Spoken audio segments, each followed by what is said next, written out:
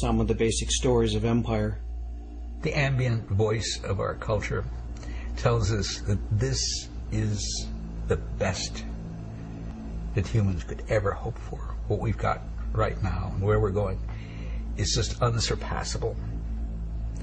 Ergo, any alternative has got to be worse.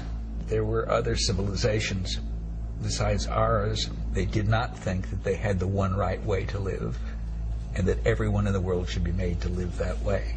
We are taught to think that we are humanity. If there are other people out there that were different from us, well, they're degenerates or they're just not as far advanced as we are. We came along and began doing things and building civilization. And this is the way humans were meant to live from the beginning, which is one reason why we can't give it up. Here, perhaps, is the most dangerous story of them all. We are superior to all other creatures, and our lives are independent of theirs. Through his intellect, man has developed a superiority over every other form of animal life. With the stories of empire in place, civilization was ready to spread around the planet. Rand Prier explains the core idea of the parable of the tribes, which reveals how the culture of empire prevailed in a process of cultural evolution that selects for power. Imagine there's a bunch of tribes that are living together peacefully, and one of the tribes, for some reason, instead of living in balance and peace, they decide they're going to go make a bunch of weapons and conquer the next tribe and turn them into slaves. The next tribe has three choices. If they run away, the paradigm of the violent tribe expands into their territory. If they submit into slavery, the paradigm of the violent tribe expands their territory. If they build weapons to fight back, the paradigm of the violent tribe expands their territory. And that just goes on until the whole world is made up of people who make weapons and fight and enslave other people. After 10,000 years of this, we've forgotten who we are. How could 3 million years of human life be meaningless? The way people were living at that time, during that vast period, they were living in a way in which humans could live for millions of years, tens of millions of years. And that's something. Man, now we're saying, how many decades can we have? And if we go on living this way, it's not many. It strikes me as critical that we remember who we really are. We have these huge brains and a great capacity for innovation and adaptation, but we can get trapped inside of stories and fantasies that block us from our own greatness. Well, human beings can act either as members of climax ecosystems where we integrate ourselves into everything else that's going on, or we can act as invasive species like the cane toad. The classic example of human beings acting as an invasive species, of course, is Europeans over the last 500 years or so. It doesn't have to be this way. Not all human cultures have followed this path. When I look closely, what I see is that human capacities and characteristics have always been mediated by the larger society. Always. One person I spoke with who discussed our present predicament in terms of inherent human characteristics was Richard Manning. To survive in our hunter-gatherer days, very narrow field of vision. You had to be concerned with what was happening around you in the immediate 100 yards. You had to be worried about what was going to happen in the next 10 seconds, or 5 minutes. Where was that tiger going to come from? It was going to bite your neck and kill you. And so our strongest instincts are geared to the immediate. Our adrenaline doesn't start to flow when we read about global warming. It starts to flow when somebody put a fist in our face. And yet the Haudenosaunee evolved a culture that balanced those strong instincts. They make decisions based on their impact on the seventh generation. Contrast that with the culture of empire. What we've never been able to do is recognize a limit coming, 30 or 40 years out and behave accordingly. And so we haven't seen climate change coming, and most people don't see oil depletion coming. And there are other forces in the universe that play out over the long term. Exponential growth and population dynamics can both unfold over generations, making them, for humans blinded by their own culture, difficult to see. William Catton explains another long-term process.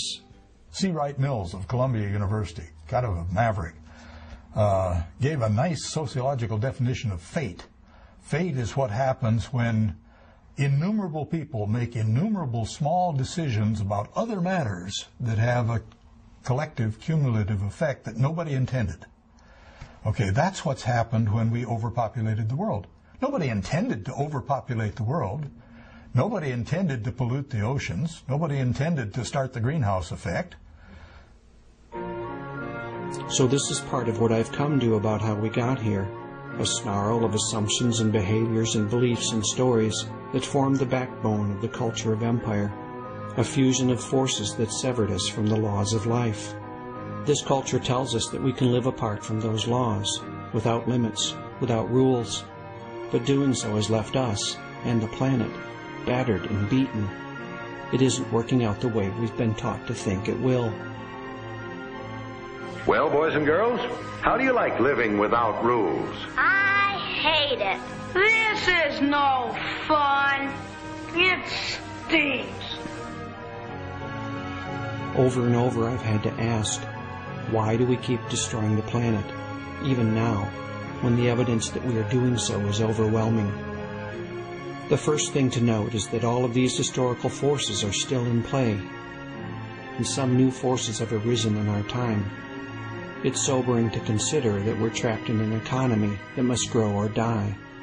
The economy will, can, and must continue to grow. Now, of course, this is an absurdity because we live on a finite spherical planet. So there's only so much stuff to chew up and spit out. We're assaulted by corporately controlled media that keep us delusional. People tend to think that they have a choice about what information they take from television.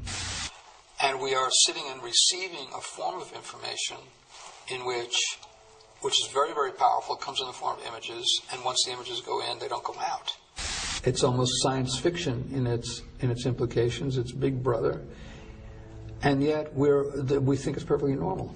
As people's real lives become more and more degraded and unsatisfying and petty and vulgar and irritating and sterile, then the appeals of those glorified images become all the more powerful. There's a great line by Zygmunt Bauman that he says that rational people will go quietly, meekly into a gas chamber if only you allow them to believe it's a bathroom. And I've lost all hope that my government is capable of looking clearly at the situation.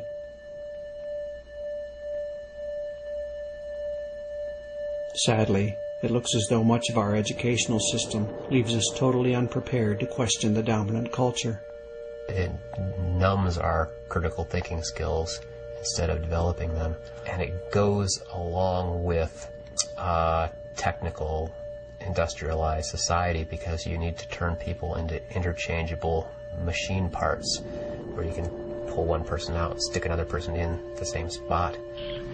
These children are being taught to accept uncritically whatever they're told. Questions are not encouraged. I've certainly never been encouraged to question how our culture creates disconnection.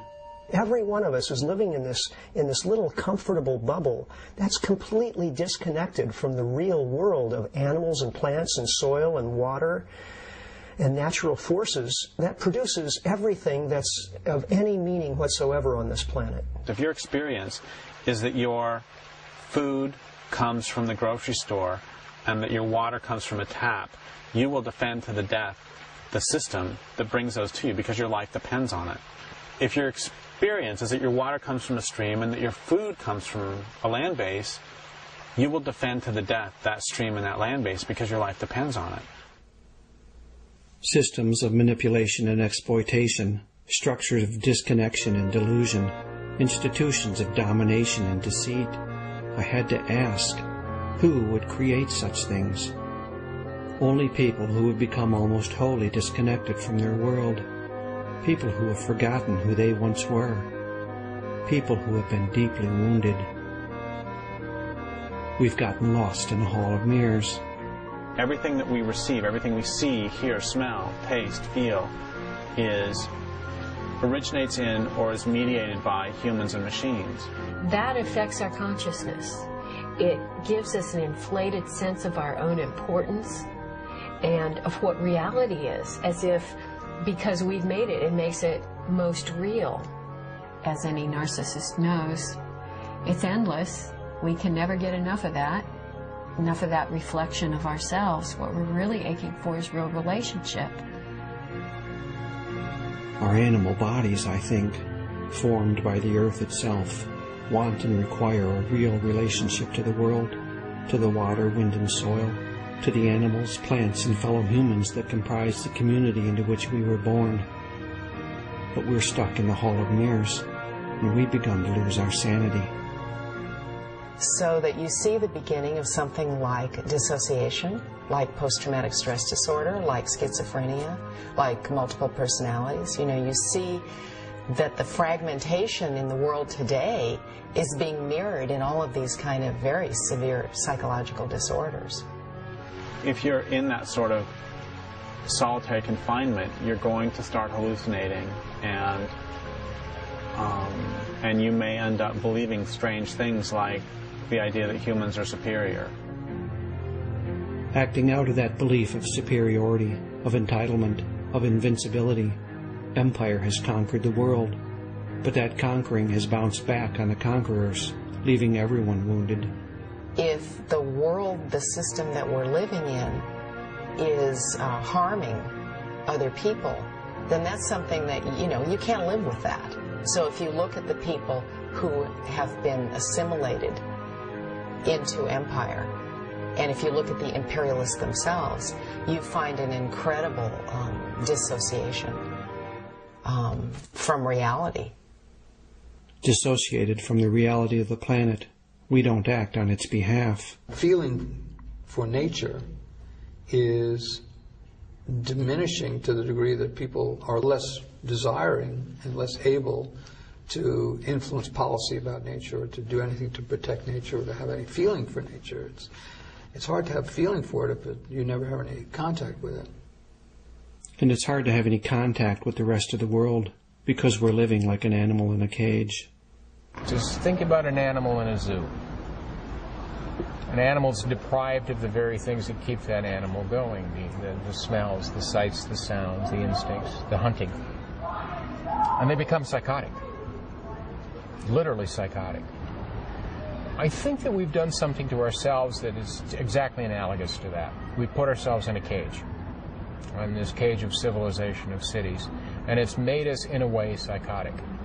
That if you would have a group of hunter-gatherers, and this has happened a lot, hunter-gatherers watch behavior of people in our society, they would think we were crazy for the way we behave, because we are. I stop. I listen. I watch the world. The disconnection is everywhere. You learn it as a child. You know, you learn to not feel the kind of pain that is inflicted upon you by the lack of connection, by being in a crib by yourself in a dark room, you know, by not having the breastfeeding, by not having the constant contact with other people's bodies. Television viewing for children, and I think to some degree for adults, is a training for more hyperactive lifestyles and hyperactive informational systems. And that is putting people into a kind of emotional, psychological state which makes it impossible to relate to nature. So, I mean, it's concrete alienation again. Most of us don't have a human community where we can rest and feel safe and feel like I'm going to be taken care of.